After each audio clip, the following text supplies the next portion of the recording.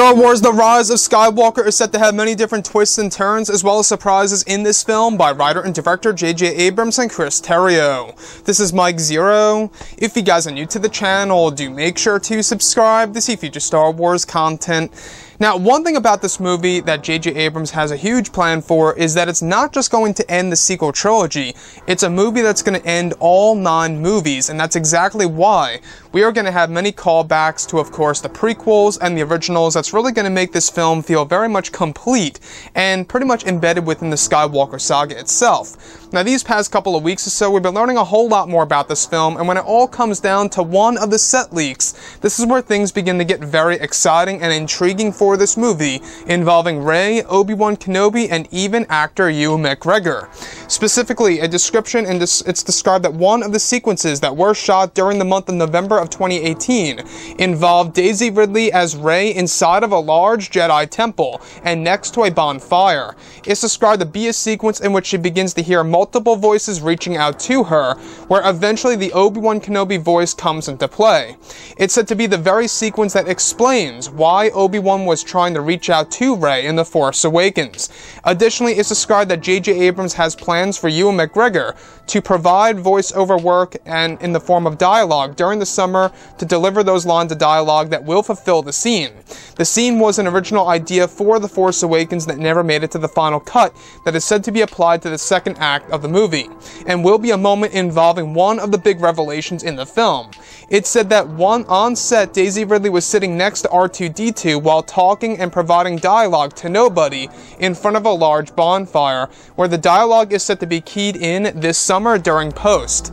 So I want to go over a couple of parts about all of this and as to why this seems like a respectful way to honor the character of Obi-Wan Kenobi. Now, 2 things, alright? The biggest question of all in The Force Awakens was, of course, exactly why was Obi-Wan Kenobi reaching out to Rey? Either, distant voices from the past or the future, we're not quite sure. But nonetheless, this will be explained in, of course, Star Wars The Rise of Skywalker. And to me, that's good news, because we do know that J.J. Abrams, wants to answer a lot of those burning questions in The Force Awakens, and he doesn't really want to fool anybody when it comes to Episode 9.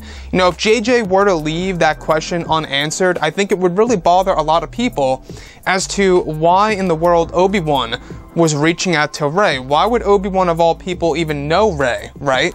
So now in Episode 9, The Rise of Skywalker, we have this scene in particular where Rey is with R2-D2 inside of a large Jedi structure and/or temple, in front of a bonfire where she begins to hear the voices, multiple voices, one of which being Obi-Wan Kenobi.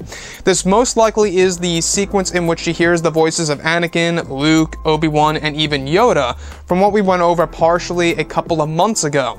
So what's really interesting about this, though, is that J.J. Abrams has plans in order to bring in Ewan McGregor to provide lines of dialogue during the summer of this year in order to really fulfill the scene and make it complete. It's actually said that Daisy Ridley as Rey was on set talking to nobody in front of the large bonfire next to the R2-D2 set piece, and that is actually going to be keyed in by use of dialogue by Ewan McGregor as, of course, Obi-Wan Kenobi.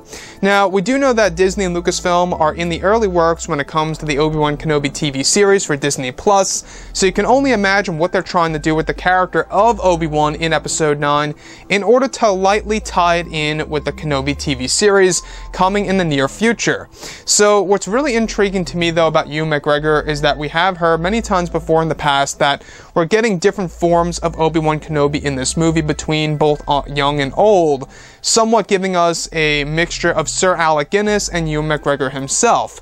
So as much as a fan I really am of Obi-Wan, I will say that I would prefer them to stick with the original Obi-Wan Kenobi, either old or young, and not mix them into one being. I feel like that might not sit well with a lot of fans out there if you mix, old and young and create a version of Obi-Wan Kenobi that we have never seen before on the big screen. However, it could work if it's done correctly.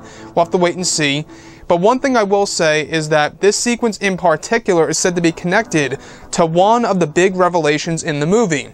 So is this a major hint and/or indicator that Rey is indeed connected to the Kenobi bloodline? Is that a big possibility for this movie? So one thing I will say is this.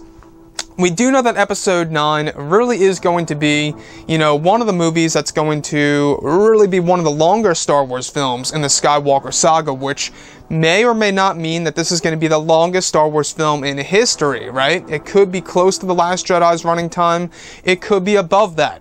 Honestly, guys, I think it deserves to be 3 hours long in length because, well, this is a celebration, right? This is the final film of the Skywalker saga. It's going to be a historical movie.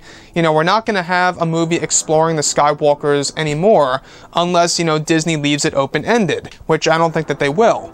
So in this scenario, guys, the whole entire, situation between both Rey, R2-D2, and ObiWan Kenobi, and how this is going to be the very moment in which it explains as to why we heard the Force Ghost voice of Obi-Wan in The Force Awakens, it really is getting me very interested and invested in this story. Anyways, guys, drop a comment below. Let me know what you think about all of this in the comments. And if you guys did enjoy the content for today, do make sure to drop a thumbs up on this video to support the channel. I thank you all so very much for the kind support, and I'll catch you guys next time.